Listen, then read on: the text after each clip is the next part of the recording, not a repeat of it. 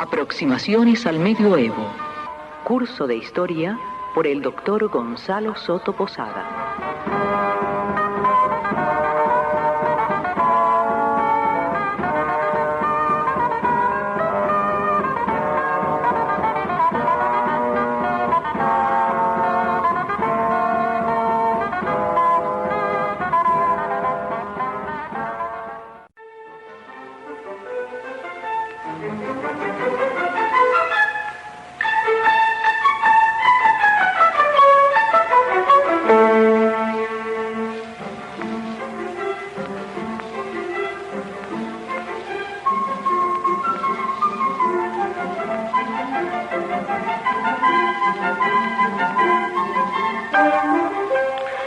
En nuestras aproximaciones al medioevo del día de hoy, nos ocuparemos de un pensador medieval inglés del siglo XIV. Su nombre, Guillermo de Ockham. El título de nuestra conferencia, Guillermo de Ockham, el destructor de la escolástica.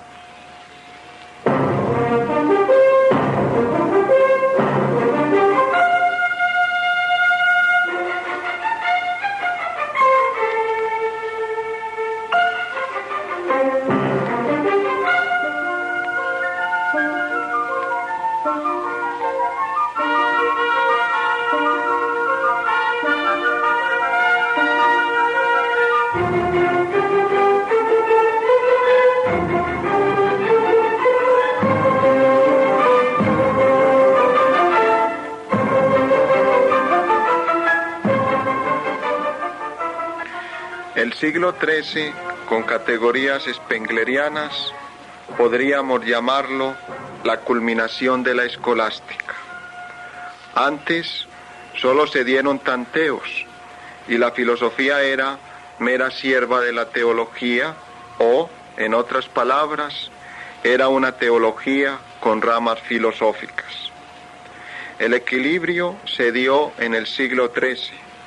Tomás de Aquino, Buenaventura, Duns Scoto. En Tomás de Aquino había entre ambas, teología y filosofía, un pleno equilibrio, con campo propio, no separado, relacionado, en una unidad en la diversidad, en una semejanza en la diferencia.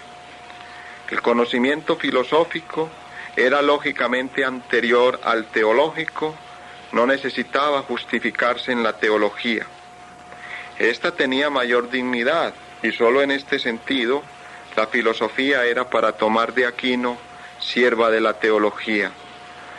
Con Duns Scoto, el doctor sutil de otra de nuestras conferencias, el equilibrio se mantiene, pero la unión es más estrecha, más pequeña. Hay un campo común que queda reducido al mínimo entre ambas: la existencia de Dios, su demostración. En lo demás, fe y razón se separan. No hay ningún dogma demostrable por la razón que interese a la filosofía, ni ninguna verdad filosófica que sea cuestión de fe. Pero en el siglo XIV, Guillermo de Ockham quita el lazo de unión. Dios no es demostrable por la razón, sino con probabilidad. Ruptura total entre filosofía y teología. Es la raíz de lo que después Kant, en la época moderna, nos dirá: la razón no puede llegar a Dios. Frente al problema de las relaciones entre filosofía y teología modernamente planteado, todo entonces comienza y tiene su punto de partida en Ockham. Escolástico en el método, en el orden, en la problemática, pero en las soluciones, ruptura total con la escolástica, ruptura con todo lo que ella había sido hasta entonces. Así con Ockham y el siglo XIV se da una revolución dentro de la escolástica.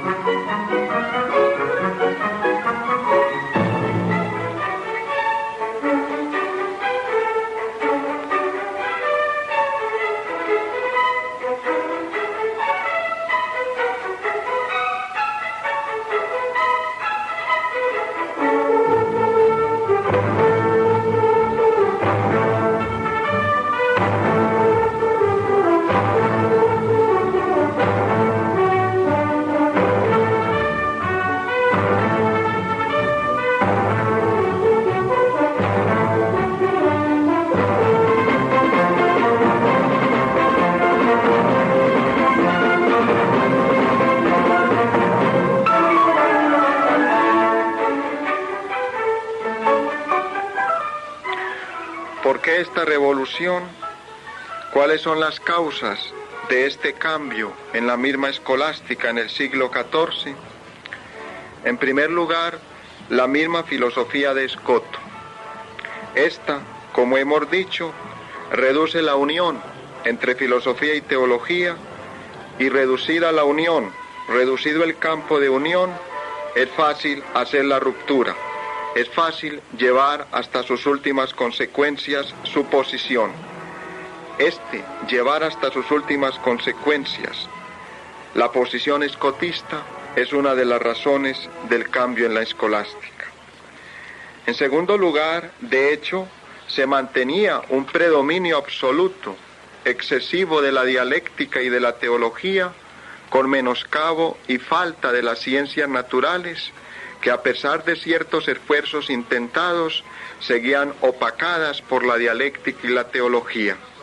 Ockham va a poner más atención a la naturaleza. Así, frente al olvido relativo de las ciencias naturales, se produce una consiguiente reacción a favor de estas. Allí opera Ockham. En tercer lugar, esta segunda causa que hemos anotado comienza ya a perfilarse en Escoto. Con respecto a Tomás, se nota la sutileza dialéctica, el exceso dialéctico, una pura distinción bizantina, el doctor sutilis de que hablábamos en una de nuestras conferencias anteriores. Contra este exceso dialéctico clama Ockham. Así, frente a un exceso dialéctico, viene una reacción contra el mismo exceso. Esto conduce a dos posiciones. Por una parte, Guillermo de Ockham, que trataremos de desarrollarla en esta nuestra charla, y por otra parte, el maestro Eckhart.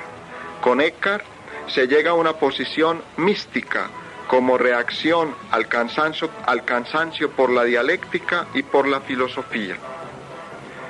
Otras causas, ya no culturales ni filosóficas, sino históricas, tenemos que verlas en la crisis eclesiástica y en la crisis política. La Iglesia, spenglerianamente hablando, alcanza su esplendor en el siglo XIII, pero viene su decadencia, su crisis, pintada en la Divina Comedia de Dante, siglo XIV. Allí se ve a la Iglesia subordinada al rey de Francia, que trae como consecuencia el cisma de Aviñón. Así, la Iglesia decae, se corrompe y se desintegra. Lo mismo se ve en el Decamerón de Boccaccio.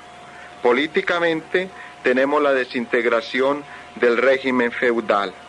Pues bien, tanto Ockham como Eckhart son escritores de esta época en crisis, pero que quieren salvar el pensamiento escolástico, atacar su corrupción o decadencia, renovar un pensamiento que ven que se está desintegrando. intentan entonces superar la crisis. Ockham por la vía del nominalismo, Eckhart por la vía del misticismo.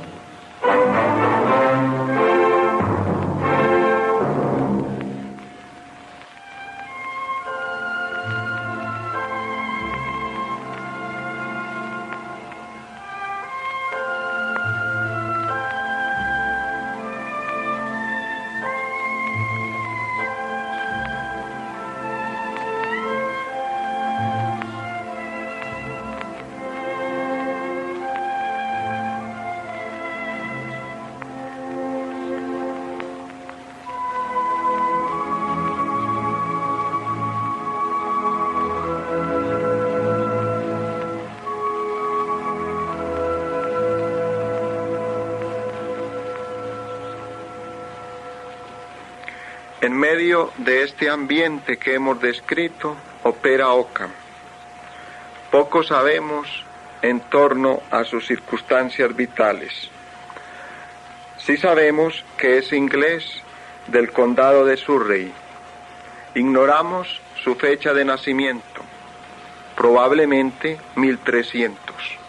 En todo caso, es a fines del siglo XIII. En 1318 lo tenemos como profesor y escritor. Luego vienen sus luchas político-religiosas entre el pontificado Juan XXII y el emperador alemán Luis de Baviera. Ockham se carga a favor del emperador y es excomulgado. Huye a Alemania, donde escribe contra el poder pontificio hasta la muerte del emperador, 1349, fecha en la cual pide perdón. Es quitada la excomunión, pero muere 1349 o 1350 antes de recibirla.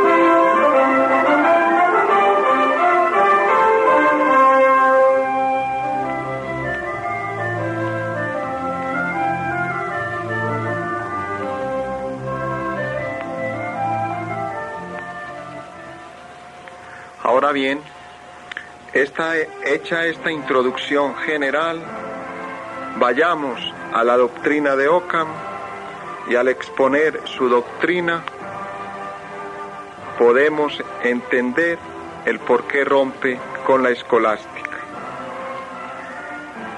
Para efectos doctrinales es importante resaltar una cosa. Ockham empieza con una crítica del conocimiento. Esto es significativo e importante. Los escolásticos antes de Ockham empezaban por el problema de Dios. Tomás, Buenaventura, Escoto. La filosofía del siglo XIII se planteaba la existencia de Dios, problema básicamente metafísico, y a partir de allí elaboraban toda su reflexión.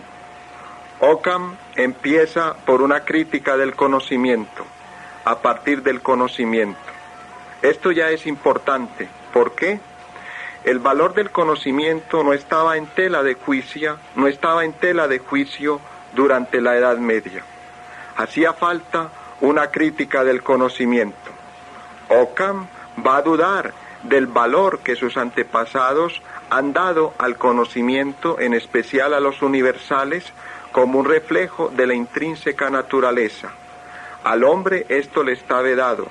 No se puede hablar, por ejemplo, nos dirá Occam, de un entendimiento agente que produzca en los conceptos una imagen interna de las cosas. Este aparataje crítico hace entonces que la pregunta fundamental de Occam sea en torno al valor del conocimiento.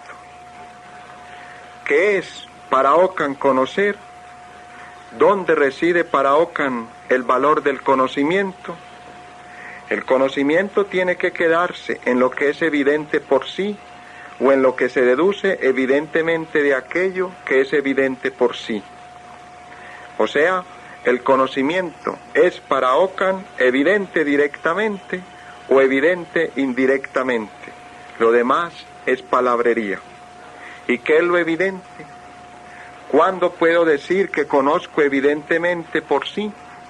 ¿O que he deducido evidentemente de lo evidente por sí? La respuesta de Occam se encuentra en lo que él llama conocimiento intuitivo. Si veo a Pedro, puedo decir, Pedro existe. Y si pienso en mí, hablando con Pedro, puedo afirmar, yo existo. Esto ya no es una abstracción, sino una intuición. Son juicios intuitivos. Intuyo no solo los juicios, sino sus elementos, el sujeto, el predicado, la cópula. Conociendo a Pedro, intuyo su existencia sin ninguna abstracción. El juicio intuitivo, entonces, se basa en la experiencia, no en la lógica como los juicios abstractos. Solo la experiencia nos permite formular juicios intuitivos. ¿Cuál experiencia? Ambas experiencias. La externa, Pedro existe, la interna, yo existo. De esta manera, el conocimiento intuitivo nos garantiza la existencia de su objeto, no así el conocimiento abstracto, que solo nos habla de esencias. El hombre es animal, el hombre es racional.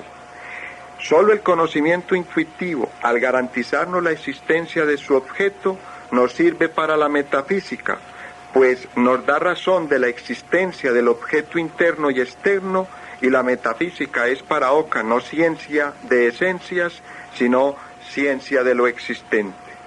Lo único evidente por sí mismo es entonces el dato de la experiencia, tanto interna como externa, es decir, lo existente. Por lo tanto, solo vale para la metafísica el conocimiento intuitivo y no el conocimiento esencial, que no nos da juicios de existencia.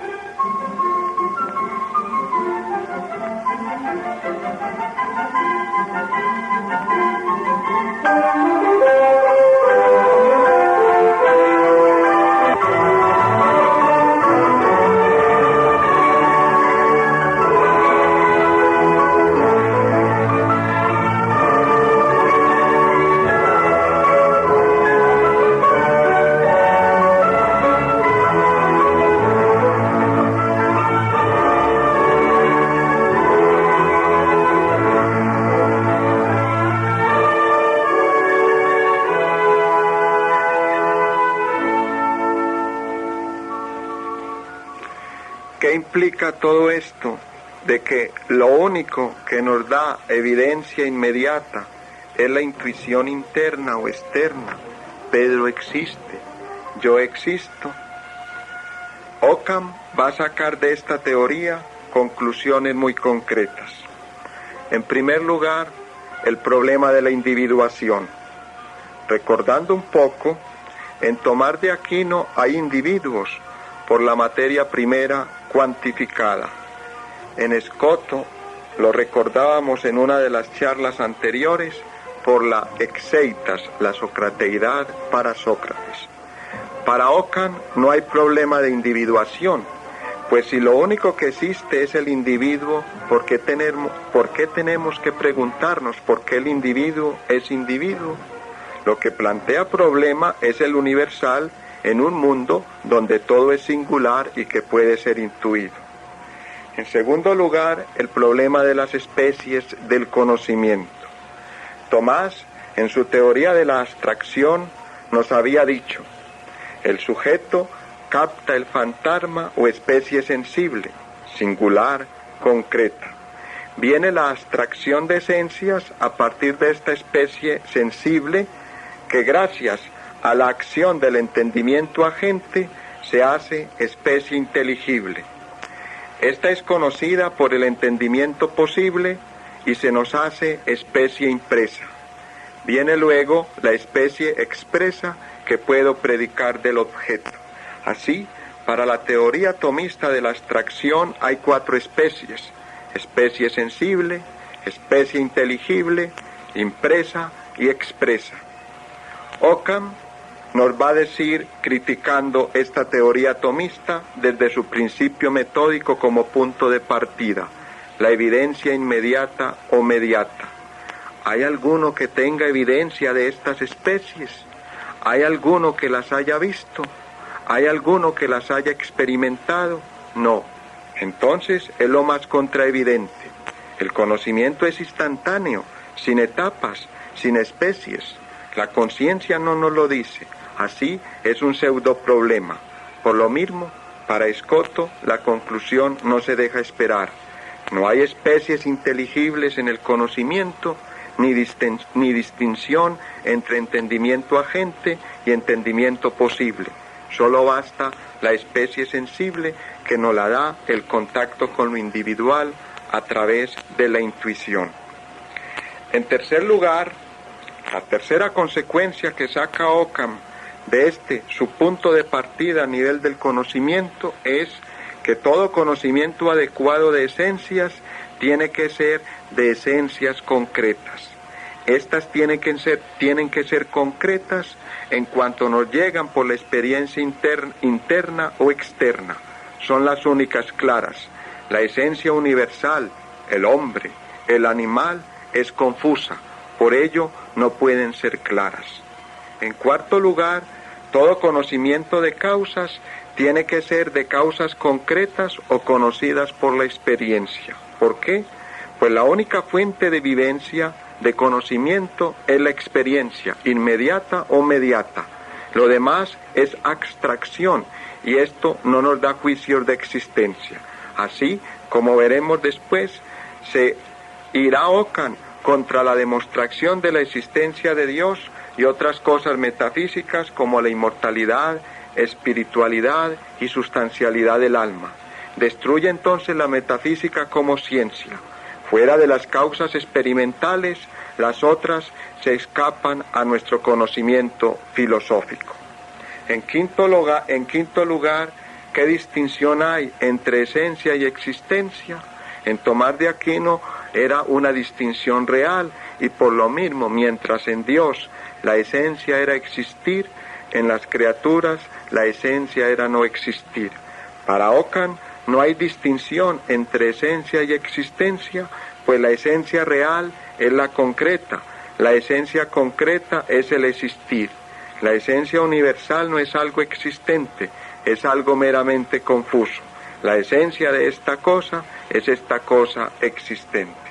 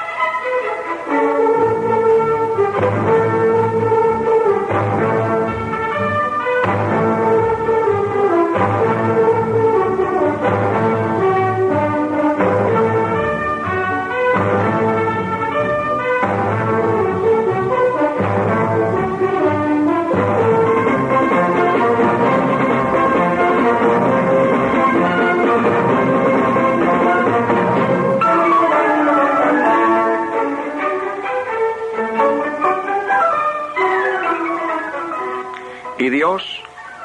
¿Se puede demostrar a Dios? Se puede demostrar a Dios en una concepción del conocimiento que ha hecho de la evidencia, directa o indirecta, a través de la intuición, interna o externa, la única posibilidad del conocer. La respuesta de Ockham es concreta. Dios solo se puede demostrar con probabilidad, sin certeza. Vayamos a las argumentaciones o a las críticas que Ockham hace a los argumentos que la escolástica, por ejemplo, la de Tomás de Aquino, había elaborado en torno a la existencia de Dios. Recordemos el argumento de la causa primera. Hay en el mundo efectos, repugna una serie infinita de efectos, luego tenemos que remontarnos a una causa primera. Es la segunda célebre vía atomista. He aquí la crítica de Ockham. No puedo tener certeza de que hay una causa primera, pues puedo tener conocimiento experimental de causas inmediatas. De la causa primera no tengo experiencia, no tengo certeza de ello, es entonces mera probabilidad. O vayamos al argumento del movimiento. Por el movimiento se llega al primer motor. Es la célebre primera vía atomista. La formulación de este argumento tiene un eje fundamental. Quod movetur, ab alio movetur. Lo que se mueve es movido por otro. Así, al repugnar una serie infinita de motores, tenemos que llegar a un primer motor inmóvil. Viene la crítica de Ockham. Hay cosas que se mueven por sí mismas y a sí mismas, el espíritu, el alma humana, los seres vivos. Así, el movimiento no da certeza, sino probabilidad, conveniencia de llegar a un primer motor inmóvil. En otras palabras, si es verdad que hay cosas que se mueven a sí mismas, no hay necesidad de llegar a un primer motor inmóvil. La conclusión entonces es obvia. Los argumentos con que la escolástica han tratado de probar la existencia de Dios no dan certeza, son meras probabilidades, meras conveniencias.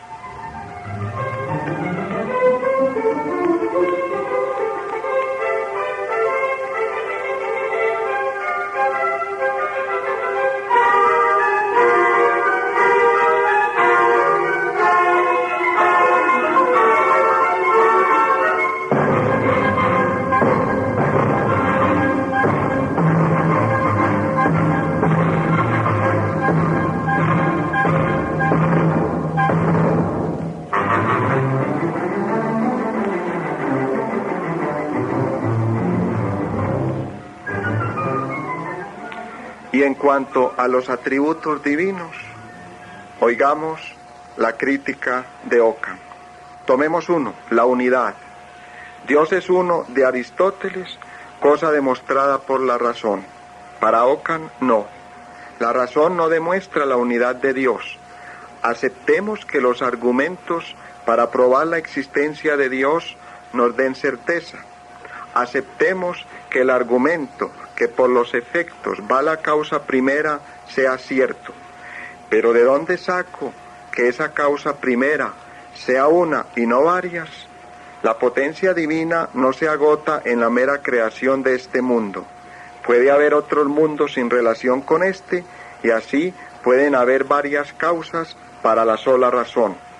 Solo sé que Dios es uno por revelación. Para la razón, la unidad de Dios solo es probable.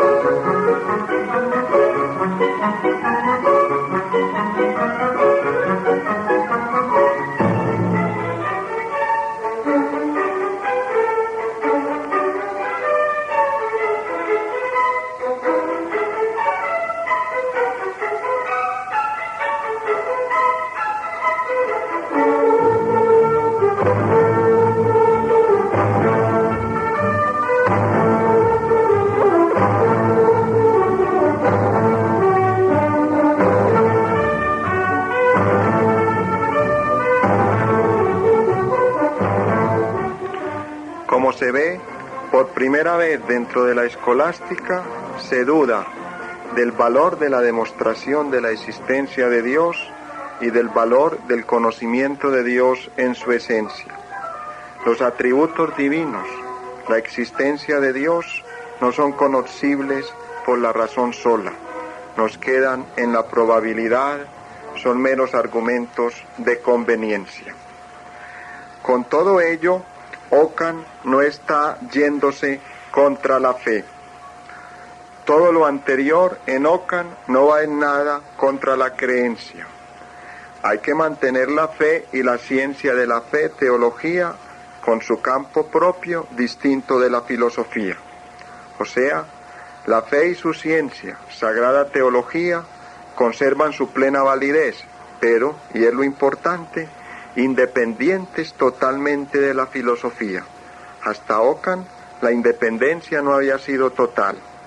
En la patrística y primera escolástica, la filosofía era sierva de la teología.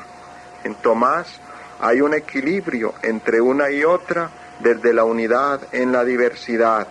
En Escoto el equilibrio comienza a romperse, pero todavía hay posibilidad de unión a través de la existencia de Dios. En Ockham ni la existencia de Dios es campo común, ruptura total. La sola razón no da certeza en el campo teológico y viceversa. Como nos dice Marías, con Ockham la filosofía se queda sin Dios, sin alma y sin cosas. Estos, para Tomás, eran verdades filosóficas. Para Ockham, probabilidades filosóficas. El campo de certeza queda reducido a la fe y teología.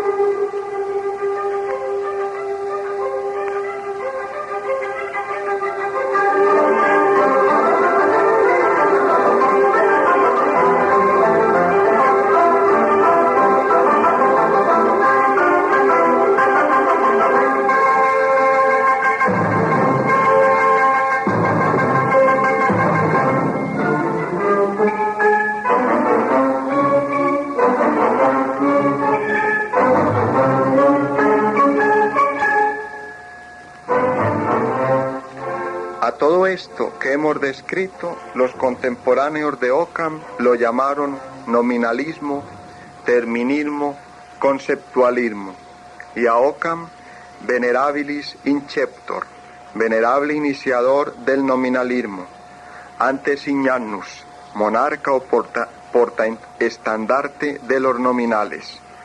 Con estos y Ockham cae toda la maquinaria metafísica del siglo XIII. Estas realidades metafísicas son ficticias. Al fin y al cabo, casi que como un lema de batalla, Ockham proclama su célebre principio de economía, la conocida navaja de Ockham. Se formula de múltiples maneras. Nunquam ponenda es pluralitas sine necessitate. No hay que poner la pluralidad donde no hay necesidad. Ensia non sunt multiplicanda sine necessitate. No hay que multiplicar las cosas sin necesidad. Frustra fit per plura, quod potes fieri per unum.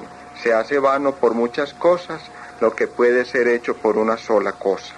Por ello, Ockham, como anunciábamos en el título de nuestra conferencia, es el destructor de la escolástica.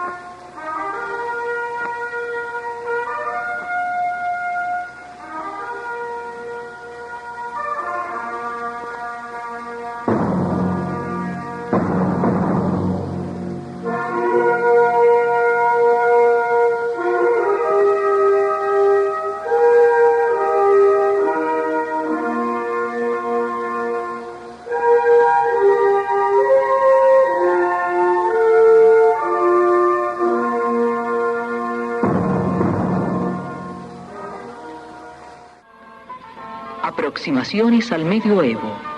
Curso de Historia por el doctor Gonzalo Soto Posada.